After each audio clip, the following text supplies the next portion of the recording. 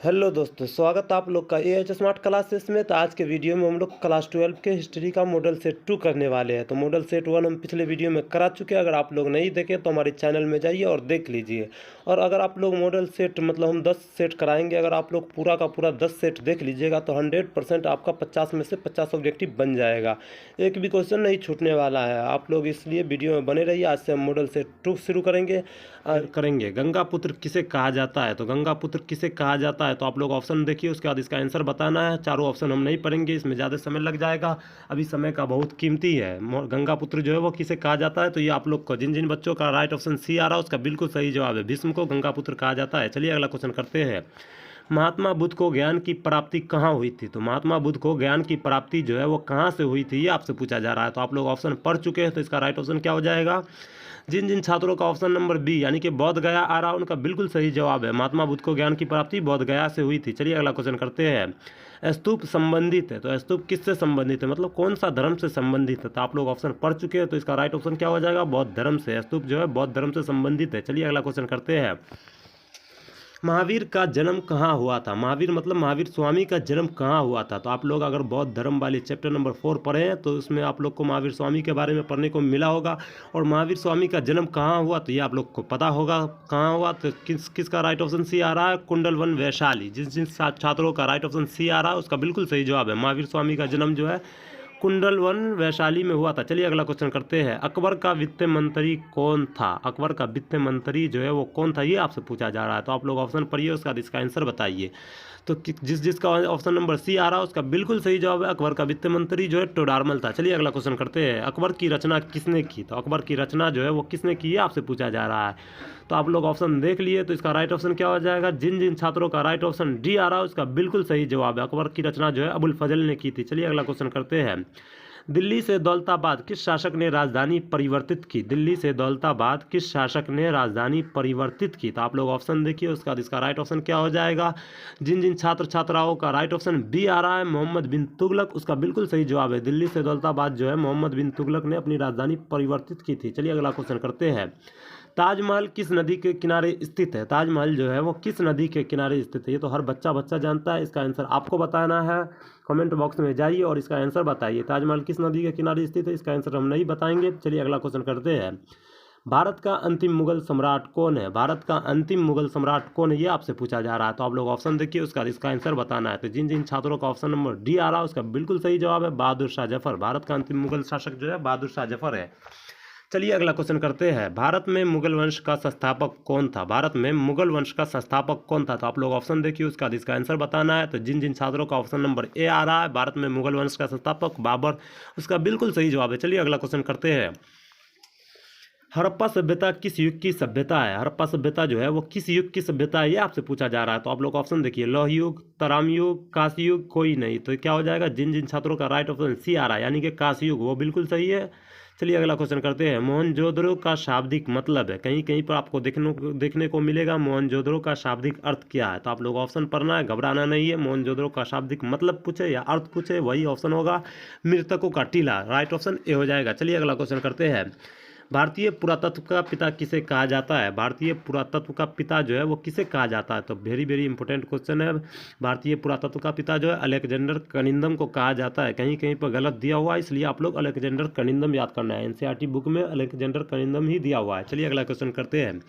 हड़प्पा का उत्खनन क्या था? हड़प्पा का उत्खनन किसने किया था, ये आपसे पूछा जा रहा है। तो आप लोग ऑप्शन देखिए, उसके बाद इसका आंसर आपको बताना है। जिन जिन छात्रों का ऑप्शन नंबर सी यानी कि दयाराम सैनी आ रहा है उसका बिल्कुल सही जवाब है। हड़प्पा का उत्खनन दयाराम सैनी ने किया था। चलिए अगला क्वेश्चन करते हैं। कालीबंगा कहाँ स्थित है? कालीबंगा जो है वो कहाँ स्थित है, ये आपसे पूछा जा रहा है। तो आप लोग ऑप्शन देखिए, उसका इसका आंसर बताना है। कालीबंगा कहाँ स्थित है?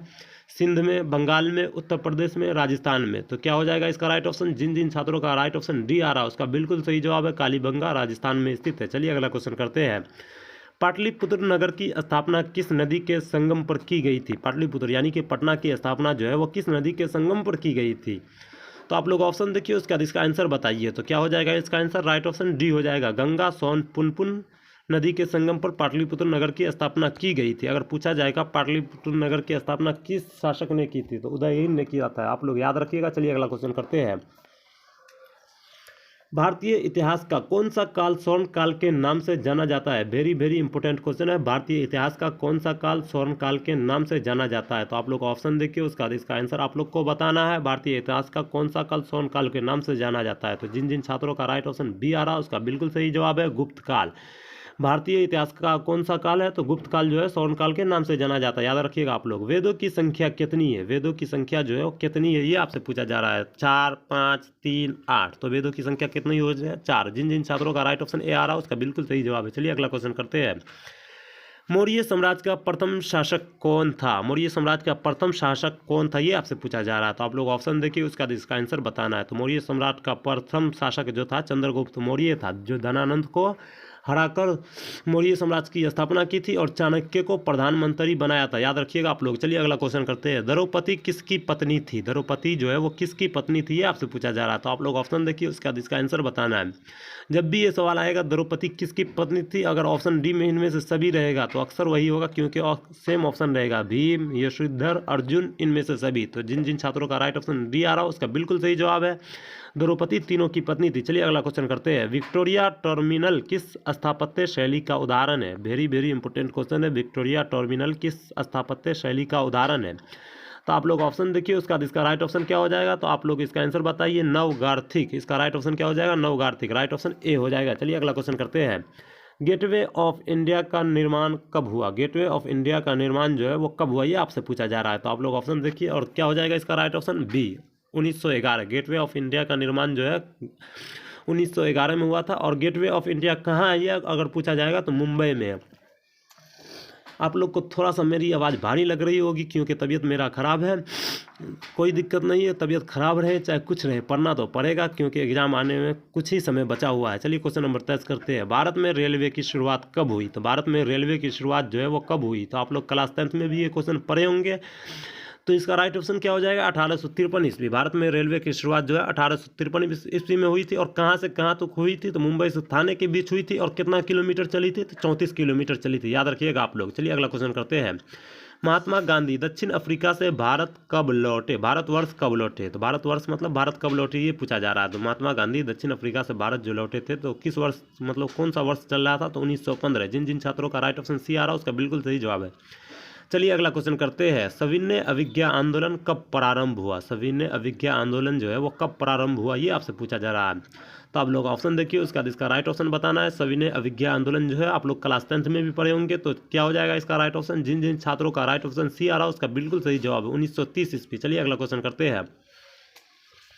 गांधी जी के राजनीतिक गुरु कौन थे? तो गांधी जी के राजनीतिक गुरु जो है वो कौन थे, ये आपसे पूछा जा रहा है। तो आप लोग ऑप्शन पढ़िए, उसका इसका आंसर आप लोग को खुद से बताना है। गांधी जी के राजनीतिक गुरु कौन थे? तो मदन मोहन मालवीय, गोपाल कृष्ण गोखले। तो इसका राइट ऑप्शन क्या हो जाएगा? Gopal Krishna Gokhale. Right option B जिसका भी है उसका बिल्कुल सही जवाब है। चलिए अगला क्वेश्चन करते हैं।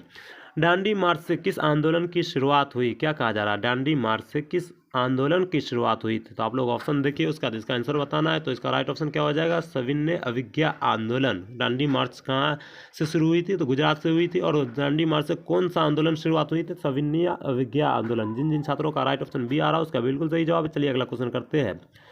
बिहार में चंपारण सत्याग्रह कब शुरू हुआ? बिहार में चंपारण सत्याग्रह जो है वो कब शुरू हुआ? तो बिहार में चंपारण सत्याग्रह क्यों हुआ था? तो 3 कट्ठा प्रणाली अंग्रेजों द्वारा चलाया गया था। तो मतलब 20 कट्ठा में 3 कट्ठा नील की खेती करना पड़ता था, जो मजदूरों को पसंद नहीं था, क्योंकि नील की खेती करने से ज़मीन बंजर हो जाती थी।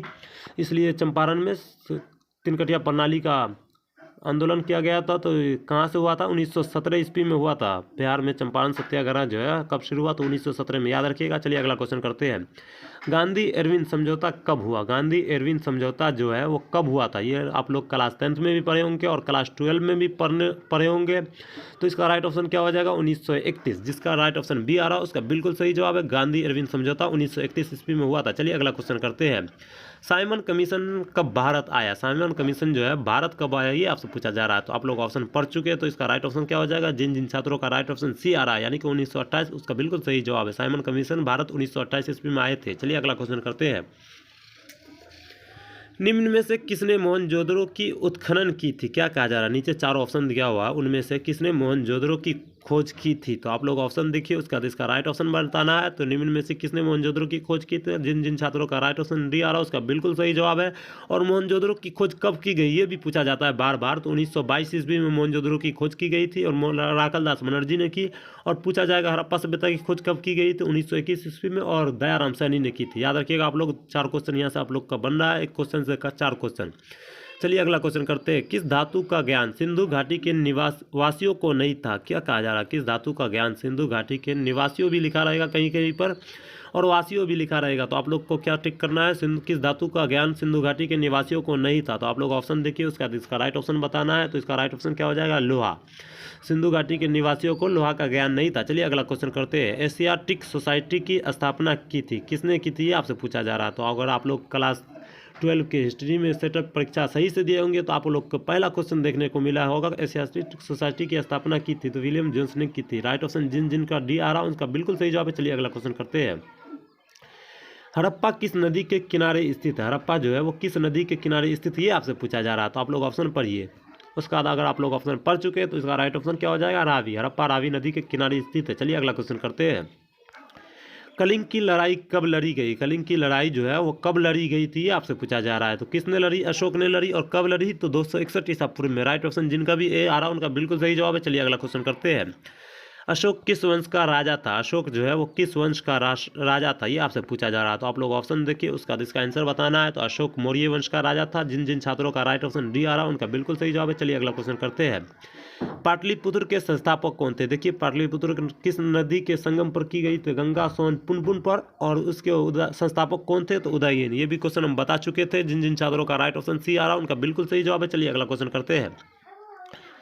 मुद्रा राक्षस किसकी रचना है? मुद्रा राक्षस किसकी रचना है ये आपसे पूछा जा रहा है। तो आप लोग ऑप्शन देखिए, उसका इसका आंसर बताना है। मुद्रा राक्षस राइट ऑप्शन जिन जिन छात्रों का बी आ रहा है विशाखा दत्त, उसका बिल्कुल सही जवाब है। राइट ऑप्शन बी हो जाएगा। चलिए अगला क्वेश्चन करते हैं। समुद्रगुप्त की तुलना किससे की जाती है? समुद्रगुप्त की तुलना किससे की जाती है? तो आप लोग को ऑप्शन देखना है, उसका इसका आंसर बताना है। समुद्रगुप्त की तुलना नेपोलियन बोनापार्ट से की जाती है। जिन जिन छात्रों का राइट ऑप्शन बी आ रहा है उसका बिल्कुल सही जवाब है। चलिए अगला क्वेश्चन करते हैं।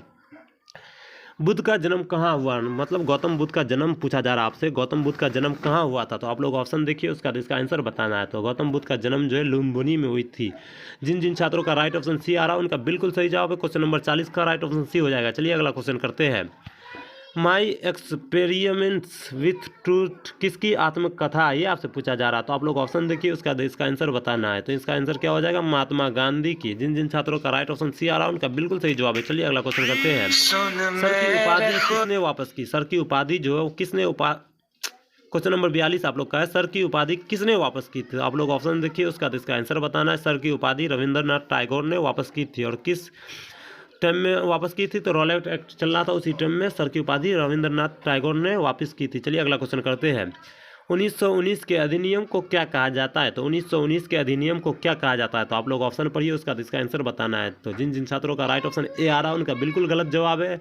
1919 के अधिनियम को मॉन्टेग्यू चेम्सफोर्ड सुधार एक्ट कहा जाता है। राइट ऑप्शन इसका सी हो जाएगा। चलिए अगला क्वेश्चन करते हैं।